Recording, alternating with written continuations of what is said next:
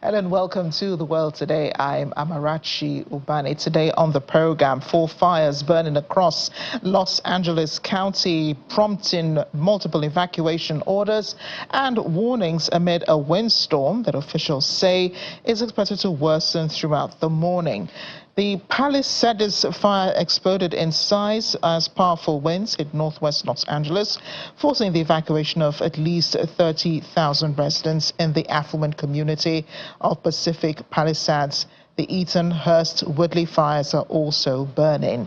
The Palisades fires have been reported at 10:30 this morning, local time.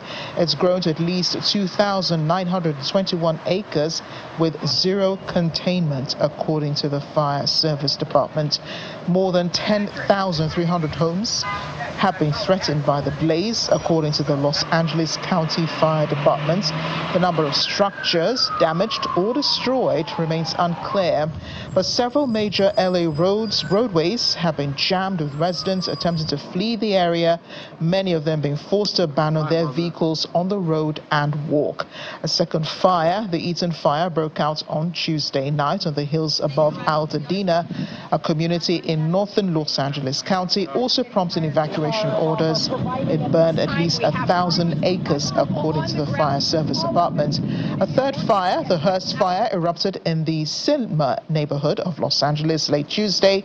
It quickly consumed hundreds of acres, according to the Fire Department. It also forced some evacuations. No, it's on us.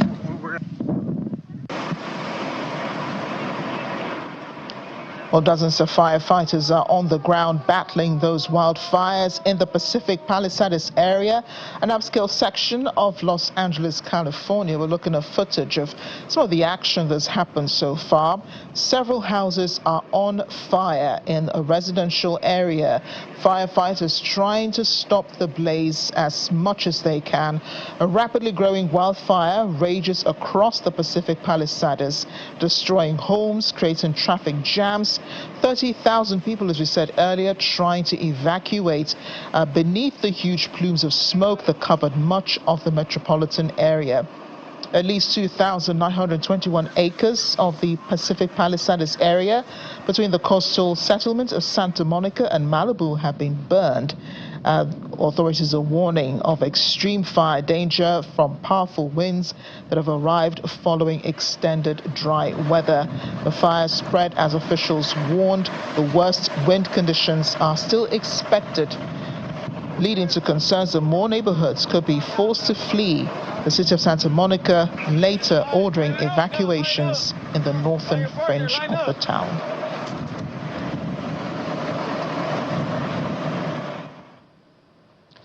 Well, as those fires raged in California and in Los Angeles, authorities and the governor of the state says it could be more and it could be worse fires to come as those wildfires continue to rise and spread across upscale neighborhoods. The Los Angeles Fire Department's Chief Anthony Maron saying that we're not out of danger. The National Weather Service predicting there will be more winds that will help to pick up the fires and things will get worse.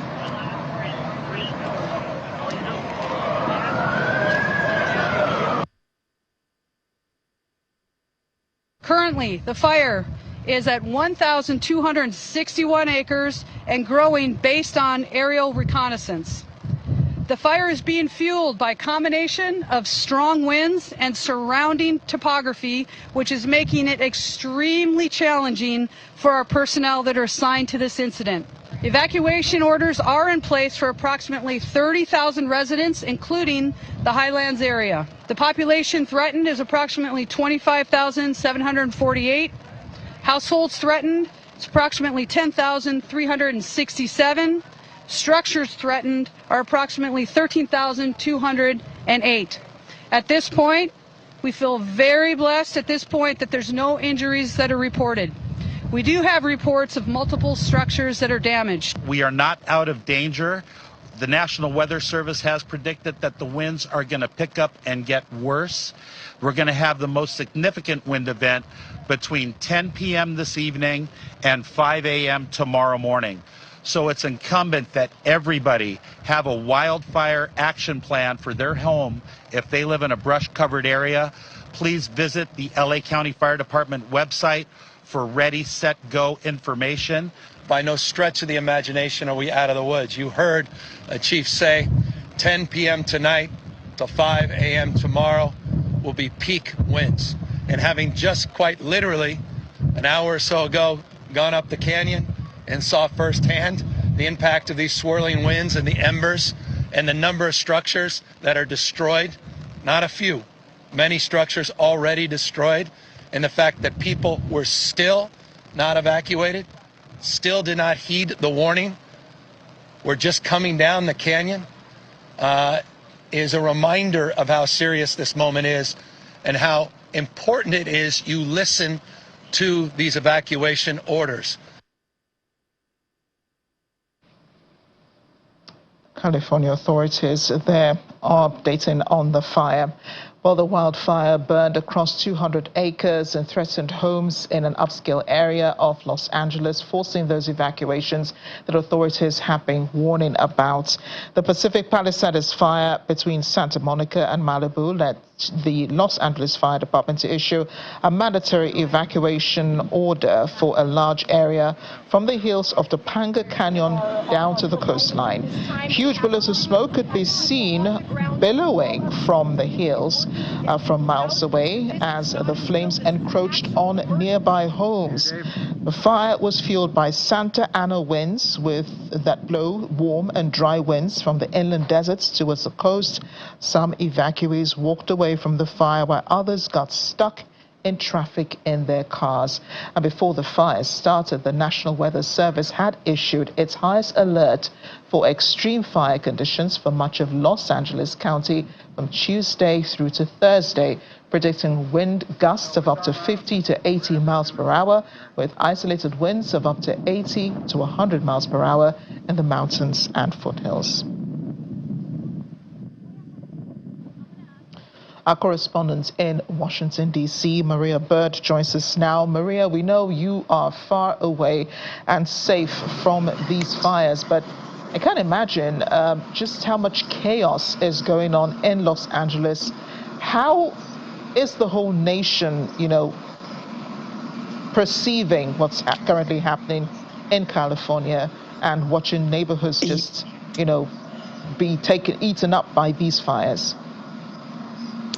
Yes, I have spoken to relatives that are in Los Angeles and not far from the fires, and it is definitely a very devastating, yet again, time for those residents of Los Angeles. As you mentioned, about 30,000 have had to already evacuate.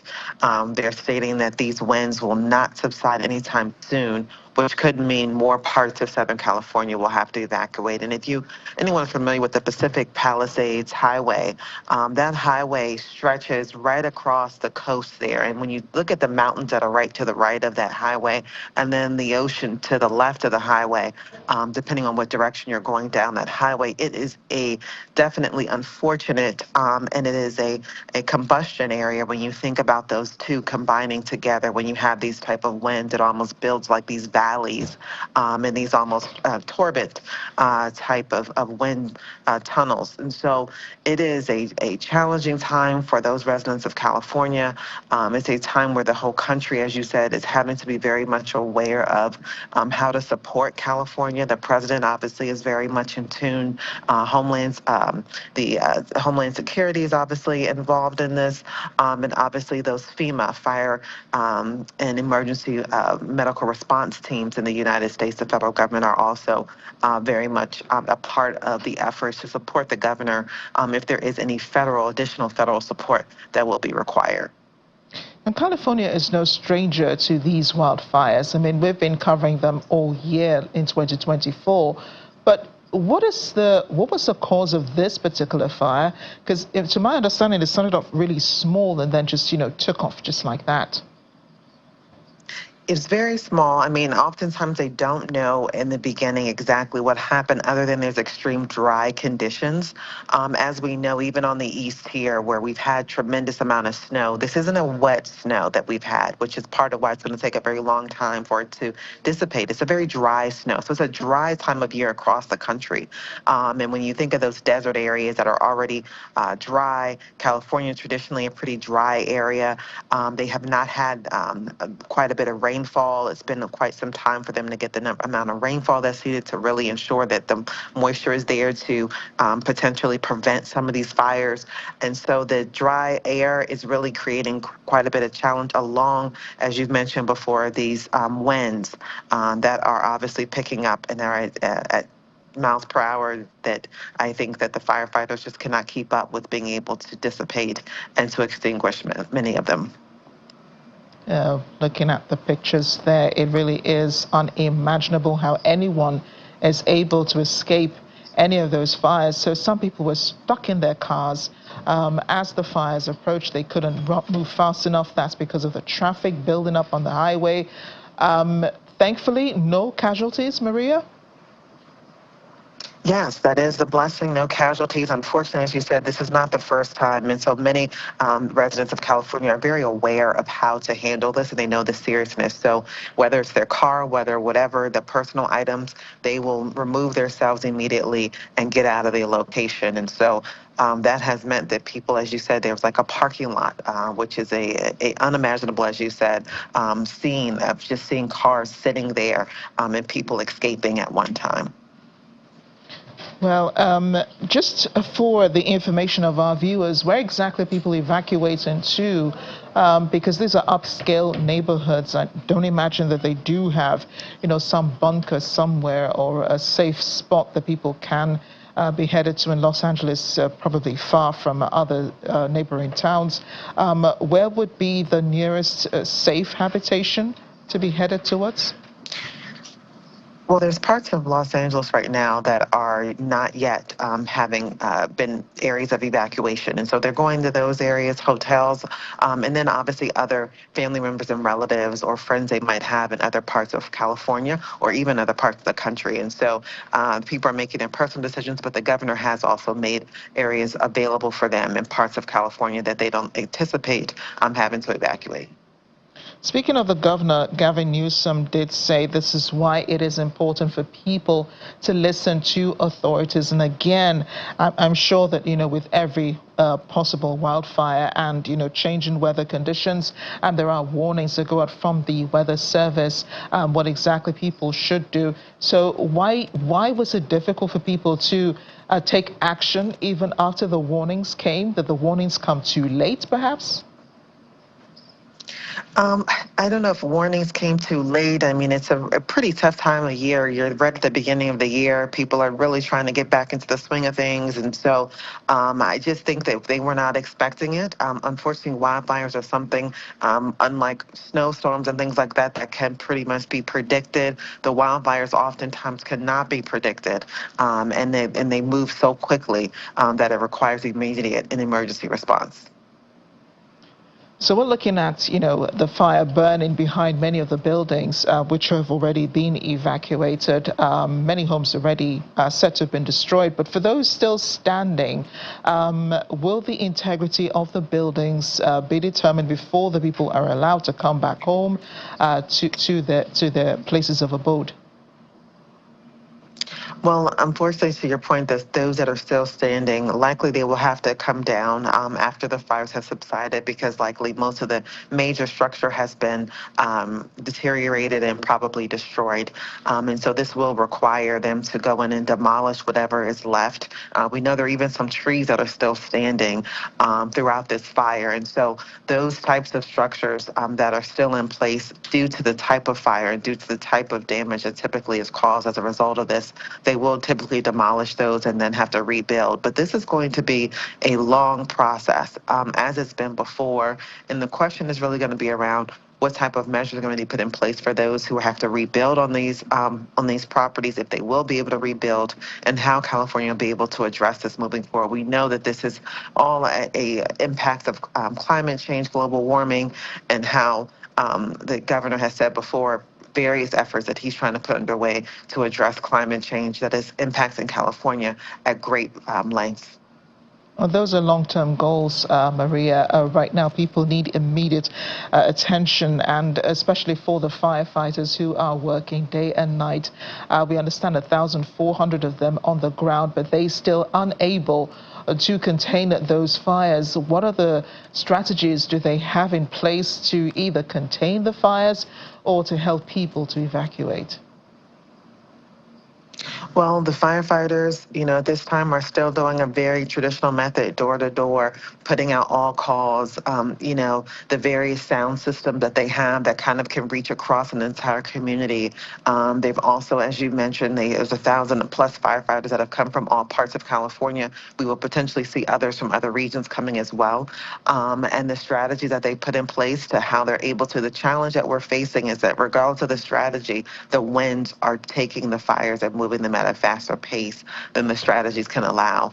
Many of the strategies that they have are for fires that kind of take off and go, but you don't have some of the other extenuating circumstances like the wind. Once the wind dissipates, many of the strategies they have typically put in place with bales of water, dropping water from the sky, using various types of technology to make sure that the way that the extinguishing of the fire happens it addresses kind of the root of it.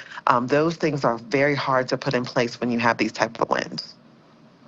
America really does seem to be going through it, Maria, doesn't it? Wildfires in Los Angeles and then extreme cold temperatures in the rest of the country. Thank you again for speaking with us. Thank you. We're staying in the U.S., but President-elect Donald Trump on Tuesday said he would not rule out the use of military force to seize control of the Panama Canal and Greenland, as he declares U.S. control of both to be vital to American national security. Speaking to reporters less than 2 weeks before he takes office on January 20, and as a delegation of aides and advisors that include Donald Trump Jr., his son, is in Greenland. President-elect Trump left open the use of American military to secure both territories. Trump's intention marks a rejection of decades of U.S. policy that has prioritized self-determination over territorial expansion. Greenland is home to a large U.S. military base. It is an autonomous territory of Denmark, a longtime U.S. ally and a founding member of NATO. Trump cast doubts on the legitimacy of Denmark's claim to Greenland. The Panama Canal, on the other hand, has been solely controlled by the eponymous country for more than 25 years. The U.S. returned the Panama Canal zone to the country in 1979 and ended its joint partnership in controlling the strategic waterway in 1999.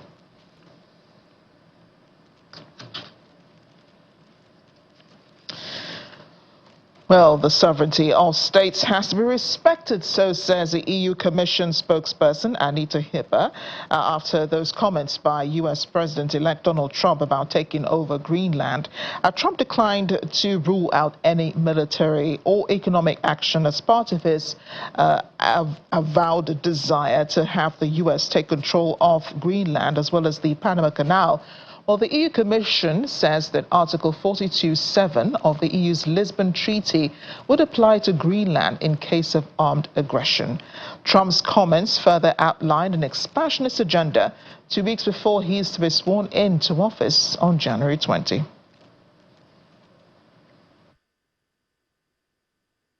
Just as a matter of principle, for us it is clear the sovereignty of states has to be respected. This is also our diplomatic value and key principle we're working on.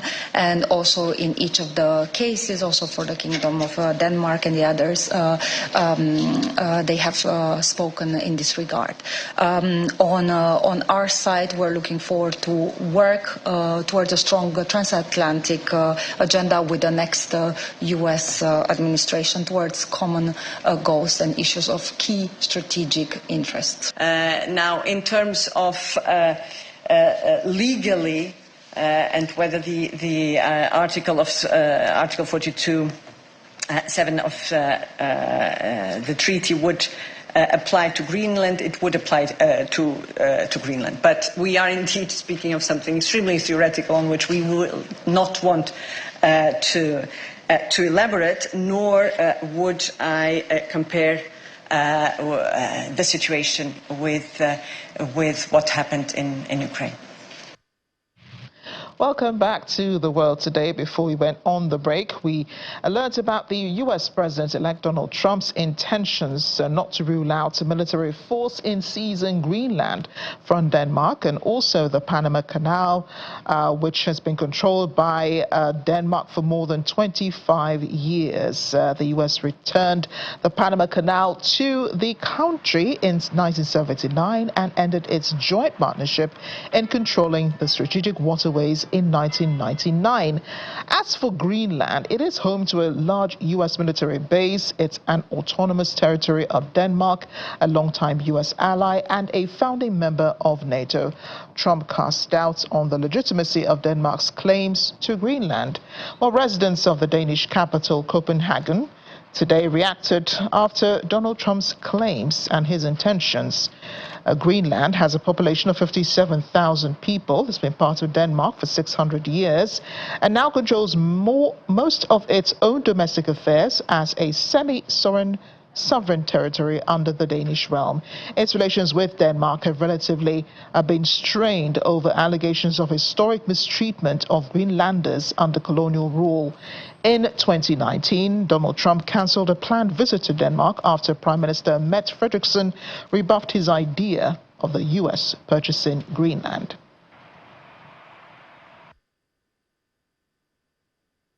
I think it's a strange thing to do. I think it's a strange thing to threaten our allied countries, and I don't understand what he is doing, quite honestly. I find it extremely ridiculous. Like, if he wanted something from Greenland, or we have an alliance, we are allies. So this doesn't really respect that. You never know with Trump. He might be serious.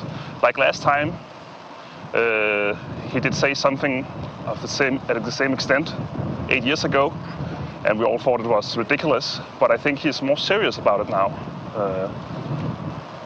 Maybe he's just trying to pressure us or the Greenlands for something. No, I'm not worried. I mean, apparently he says everything, and you have to stay strong and not to be too much affected by what he's saying. You just try to ignore it. I mean, you can say anything, so yeah, try to ignore the worst part of it.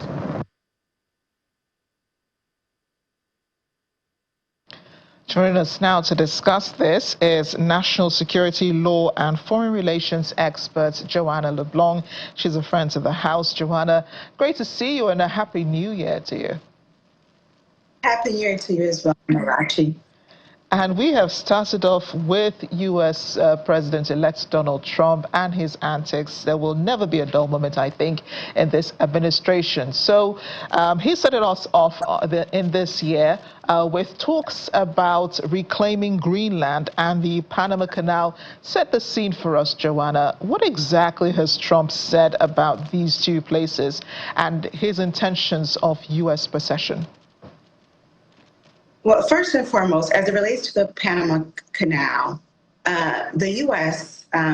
Does most of the traffic, about 60% or more of the traffic that comes through the Panama Canal is from the United States when it comes to trade and so on. In particular, the selling of goods in the region. So the U.S. does have a big stake in the Panama Canal. And the treaty that the Panama Canal operates under states that in the event that something is happening that undermines the national security interests of the United States government, the U.S. can come in. But that is not the case here, according to the Panamanian government, right? So it will be interesting to see how this is going to play out, because if Mr. Trump does decide to use military force to take over Panama, it will require congressional actions by the U.S. Congress, right? Because right now it's operating under a treaty. So the treaty will have to be litigated in court back and forth. But it's not that route, certainly through congressional action, because the use of military force has to be approved by Congress and so on. And any funding that is being used for the purpose of this acquisition will have to be allocated by the Appropriations Committee in Congress as well. So there's a lot of processes and steps that would need to take place in order for this to actually happen. But of course, Mr. Trump could also go through the Organization of American States, which is the body that represents countries in the region, in the Western Hemisphere, and try to do this diplomatically and negotiate with the Panamanian government and get other allies in the region to support this stance. We know that one of the reasons why Panama belongs to the Panama Canal belongs to Panama is because the U.S. Virgin Islands back in 1917 sold it to Panama. So these are some of the intricacies that exist around this particular issue, but it's a lot more complicated than it appears to be. And in the case of Greenland, the United States, again, Mr. Trump said that it would require military action if needed, but understand that Denmark is an ally to the United States, so that means Article 5 could be triggered, and Article 5 critically states that when one member is attacked, all the other members must join. So it will be very interesting to see how this all plays out. Well, if one member is attacked, I mean, Denmark is a member of NATO, so this will be, sorry, and the U.S. is also a member of NATO, one of its founding fathers, actually. So this will be two family members fighting. How would NATO pick sides? What exactly could happen? Well, before you answer that, Joanna, I'm trying to understand why this is an issue for Donald Trump now.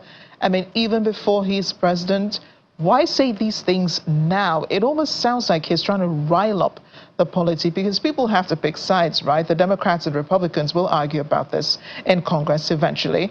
And then the people will also, Trump supporters will also have to argue this, why they think it's a good idea. There's so much facing the United States right now, especially domestically. There's so many internal issues that President-elect Trump has to face. Why go outside of the U.S. and rile up, this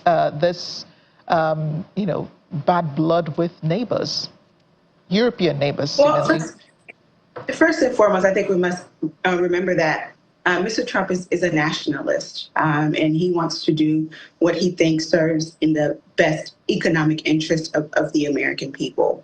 That's first. Secondly, these positions are not new. In 2016, when the Panama Canal was expanded by many additional miles, there was this conversation about taking over the Panama Canal. Back in during his first term, he also talked about Greenland, right? So it's about expanding America's territories for the purpose of ensuring that when it comes to trade and so on, America will get the best deal, and also when it comes to national security, to ensure that the U.S. maintain its posture and its standing as a country with a strong national security team, one, and secondly, the United States maintain its position as a country with a strong military presence all across the world. So the more bases, the more land and territory you have, the much easier it is to accomplish those things. But some of it during his previous term was used as a way to negotiate with countries when it comes to tariffs. Like, for example, when you think about, even with the Panama Canal, when you look at the migration crisis, well, a number of these migrants do travel through Panama. There's this forest that these migrants unfortunately travel through to get to the United States. So it could also be a way to get Panama to the table to negotiate on how it will take additional measures to help with the United States with decreasing the number of migrants coming to the U.S.-Mexico border. Well, as you're on the subject of American expansion, I remember that Trump also said a couple of weeks ago the U.S. could be adopting Canada as a 51st state. We're all hoping it's a joke, but could he be serious about this? Well, Mr. Trump could very well serious, considering that. And let me tell you this. I think the region, the Western Hemisphere in general, is a region of importance to Mr. Trump. And this is why. When you look at some of his first nominations for positions within his cabinet, most of them are, many of them rather, are in the region. When you look at even the Secretary of State that's been nominated, Senator Marco Rubio, he is very well known in the region. In fact, that is what he's known for in terms of his expertise. So he's already, Mr. Trump, in addition to that, has already nominated a special envoy to Latin America. So I think there's going to be a lot of actions in the Western Hemisphere. And I think it's a region that is very important to Mr. Trump because it's in America's backyard. And there's also a great deal of threat of China even coming to the region through various business ventures and also through trade and investments in the region, because that is in the backyard of the United States government. So I think we're going to hear more and more of this in terms of what Mr. Trump is going to do in the region to ensure that America remains safe, and also to ensure that China has less influence in America's backyard, because the region is considered to be America's third border, right? But as it relates to Canada, I think Mr. Trump is very well. I think he's serious. I think he believes that is the best thing for the American people as of right now, considering the support that the U.S. provides to Canada and considering what the U.S. gets from Canada. Some argue that his position and the way it's being done may not be the best, considering that Canada is a friend of the United States and so on. But that's the thing about Mr. Trump. Mr. Trump, when it comes to the country, the people, he puts friendships aside and ensure that the interests of the American people are first and foremost. And I think that it is something that other governments should consider. When Trump says America first, he means it, even if it means, making some of his friends upset. America comes first. Mm-hmm. That could be argued still, Joanna, because we all know that President-elect Donald Trump, usually his first interest is himself, his business, before he puts America first. But no doubt he does put America first. And I'm sure that the Canadian, whoever becomes Prime Minister in Canada, as Justin Trudeau has announced his resignation, would have some thoughts on President-elect Donald Trump's moves towards Canada. Well, let's return to the question of NATO membership. And Denmark and the United States are members of NATO. Who might have to have a war of words at some point because of Greenland and the Panama Canal. What happens for NATO when you have two brothers seemingly, having this spat over areas of control, the U.S. thinking it does have more rights over Greenland and the Panama Canal? Well, NATO relies on the unity of its members, right? So this would be, NATO relies on the fact that members will work together to work through their various challenges and their interest. So this will be, in a way, unprecedented and to test the NATO alliance, right? So I think that as time goes on and as this plays out, we will see, just like here in the United States, it's unprecedented to see the process that Mr. Trump has gone through to become president. It has never been done before. So a lot of this stuff is very new in the foreign policy space, even in the court of law here in America. So I think time will tell how this will be played out. Boots on the ground is really serious. Military or economic action on Panama and Greenland, that kind of sounds like the U.S. is ready to go to war over these territories, Joanna. Please explain if, this insinuation is otherwise, because the EU is saying the sovereignty of its states must be respected. Trump saying these things do not respect the sovereignty of Denmark. Well, the president cannot declare war based on United States laws. Congress has the authority to declare war. And I think that, one of the things I think is important to note is that in the U.S., if an argument is to be made that it is in the national security interest of the United States government to take certain actions, there is no doubt Congress will authorize, right? But absent of that evidence, I think that we're going to see a lot more debate in Congress as to whether or not this is the right approach to take. Yes, the House is controlled by Republicans, so is the Senate. But what we do know is that all of the Republicans are not on the same page when it comes to Donald Trump's policy proposals, right? So there are some Republicans that may not support his position. And obviously there will be some Democrats that don't support the position as well. So it will require a lot of debates on the House floor to make that happen. But again, in order to engage in any hostilities with other nations, Congress has that authority under a constitution. Right. And as we were talking about Congress, I remembered it was this week, I think it was yesterday or the day before, that Vice President Kamala Harris had to certify Donald Trump's win in the elections. Mike Johnson, the House Speaker, was standing behind her, and there was, this massive support, it seemed, in the House for the Vice President. I mean, going by the sound of the applause in the House. How much of support do you think that the Vice President, who just has a few days now in office, how much of a support do you think that she enjoyed from Congress as Vice President? I think as Vice President, obviously, she was the person that was who would break any kind of tie vote, right? Because that's the role of the Vice President of the United States.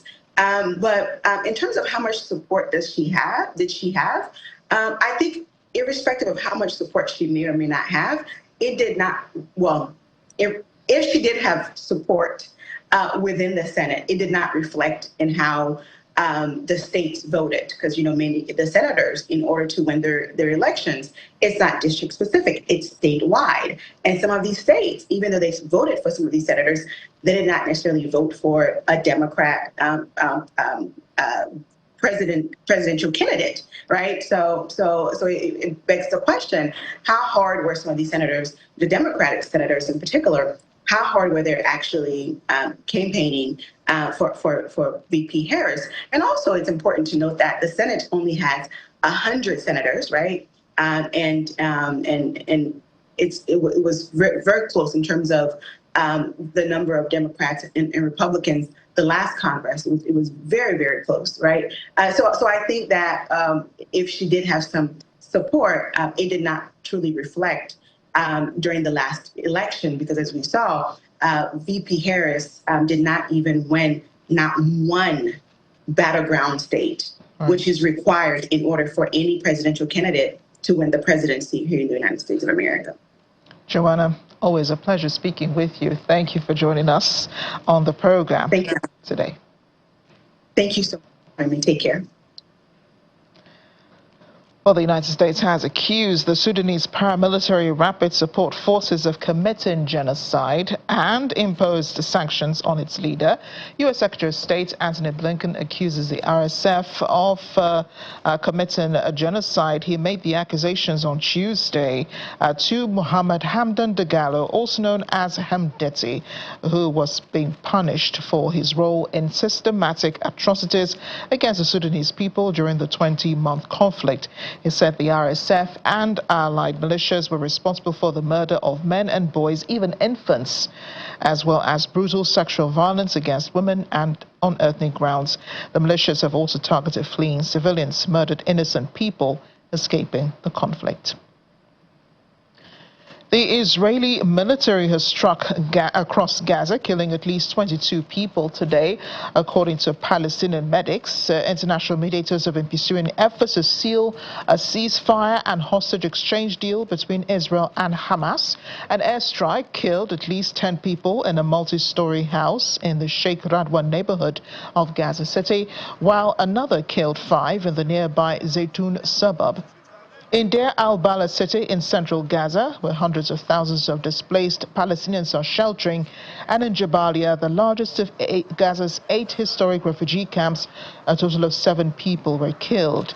Israel's military said it struck Hamas militia operating in a school in Jabalia, and it took steps to minimize risk to civilians.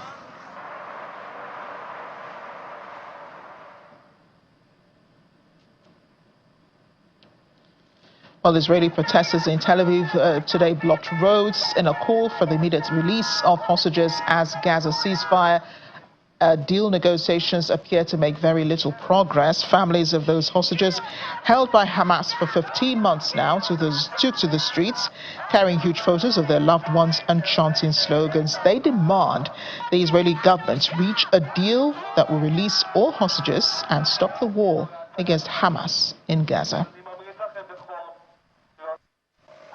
A year ago, the 5 photos of the 5 young women was published in the Daily Mail, and a year after, they are still there. We are all here together to demand a deal now. There is a deal on the table. There is a negotiation. The government must sign the deal. They must come home. They must come back. They've been there for more than 400 days. It's devastating to see them. Liri Elbag, just this Saturday, we saw her voice. All of us were devastated. They can't stay there. They have to come back home now. To be optimistic, because maybe President Trump's election will get will jolt the system in a way, because for the past 15 months everything was stuck. So maybe him coming to power will get the balance of power differently, so we will have advancement in the stock. I'm optimistic, of course, I have to be optimistic.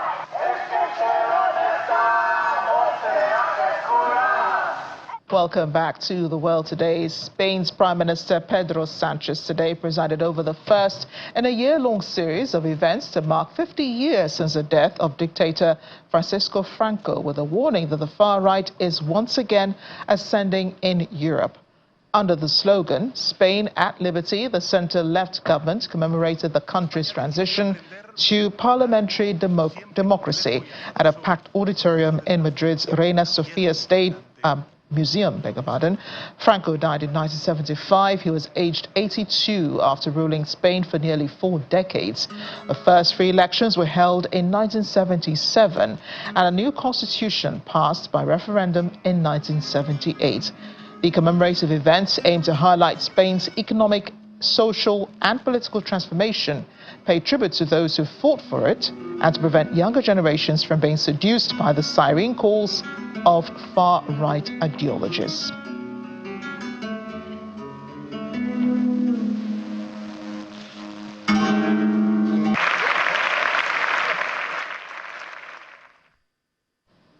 A woman traveling aboard a precarious migrant boat heading to the Canary Islands gave birth during the journey. She was on board a patera, that's a small boat carrying around 60 people, that was intercepted on Monday morning in waters near Lanzarote.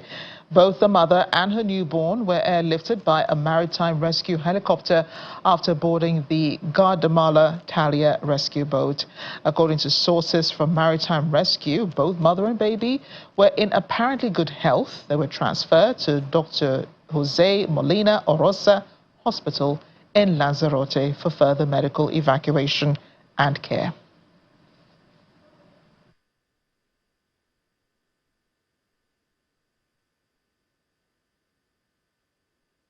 5 people have been arrested today at a former residence of Nelson Mandela in Johannesburg for possession of a hijacked vehicle and an unlicensed firearm. The Johannesburg Metropolitan Police Department Tactical Response Unit raided the property in Houghton. following a tip-off from a vehicle tracking company. According to police statements, officers recovered a white Toyota Corolla that had been hijacked earlier in the day on Louis Botha Avenue on Oakland. Primarily or preliminary information suggests that a female suspect renting the property was acquainted with the 4 male suspects, one of whom is allegedly a Mandela grandchild, according to the police statements. The police also confirmed that the hijacking victim is safe and unharmed. Massive security personnel will be needed if South Korean authorities are to make a new arrest attempt of impeached President Yoon Suk-yeol for insurrection. Yoon faces a new and potentially more robust attempt to arrest him for insurrection after a top investigator vowed to do whatever it takes to break a security blockade and take in the embattled leader. The Presidential Security Service has been fortifying the compound this week with barbed wire and barricades, using buses to block access to the residence, a hillside villa in an upscale district known as Korea's Beverly Hills. Armored vehicles could be used to breach the presidential compound, and riot squads could be deployed to disperse protesters gathered outside the premises.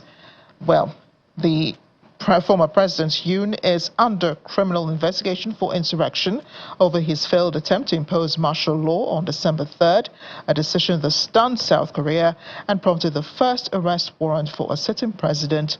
He faces an impeachment trial in the Constitutional Court.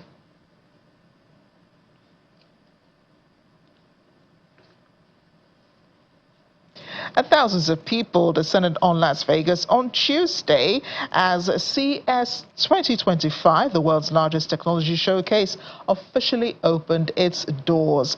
With the latest innovations in everything from TVs and cars to artificial intelligence and gaming, tech enthusiasts from around the world had a lot to discover. CES is one of the largest gatherings of manufacturers, analysts, and suppliers in the United States. It comes days before the inauguration of President-elect Donald Trump, who's pledged big tariffs on imports from Canada, Mexico, China, and other U.S. trading partners. This has sparked concerns about spiraling costs for businesses as well as consumers. CES 2025, formerly known as the Consumer Electronics Show, runs from January 7 to January 10 and is used to debut products ranging from new automotive technology to quirky gadgets, as well as showing new ways to use AI. This is the first time at CES. I come from Sweden, Gothenburg, and I'm looking forward to all the AI technologies and all because I work in that domain. It's really exciting to be here, seeing so many zillions of booths over here from different parts of the world and the products, and also meeting all the business leaders or the industry leaders over here and discussing with them. Yeah. Okay, so that's my first time at CES. Really excited for the new technology. I specifically entered this hall because I'm into automotives. I like the whole technology they have over here with the AI driving, and they have new dash cams over there as well. So for me specifically, like, I'm just a junior at college right now, so I'm really trying to get like my path into when it comes to cameras, technology, AIs, and all that amazing technology over here. Yeah. It's actually pretty amazing. It feels like I might be a little behind in technology, just seeing the new innovation and amazing stuff that's coming out in gaming, TVs, it's wild. It's actually kind of crazy.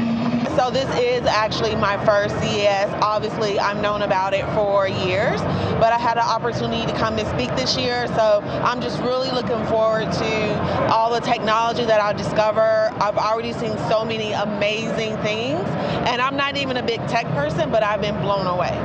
It's big. It's big. I'm from Japan. Japan is so small, people, city, all of America is so big. CES is a huge show, and it's my first time here. Yeah, I'm from Brazil, so it's awesome. I have no words to describe it.